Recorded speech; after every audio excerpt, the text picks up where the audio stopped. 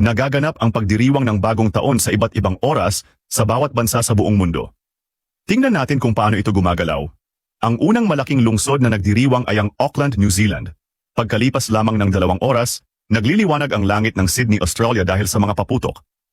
2 oras matapos ang Sydney, lumilipat ang bagong taon sa Asia at sa loob ng 1 oras ay umaabot ito sa Japan at South Korea.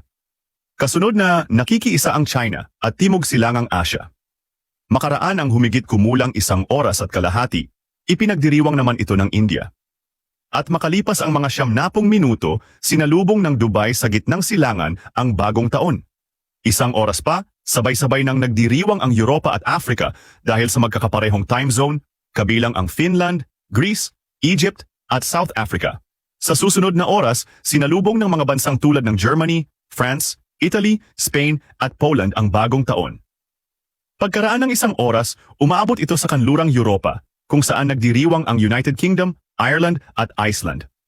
Pagkatapos ng Europa, tumatawid ang bagong taon sa Atlantic, patungong Timog Amerika, na unang nagliliwanag sa Brazil. Sa huli, habang tinatahak ng bagong taon ang Hilagang Amerika mula New York hanggang California, ang Honolulu sa Hawaii ang huling malaking lungsod na nagdiriwang ng bagong taon.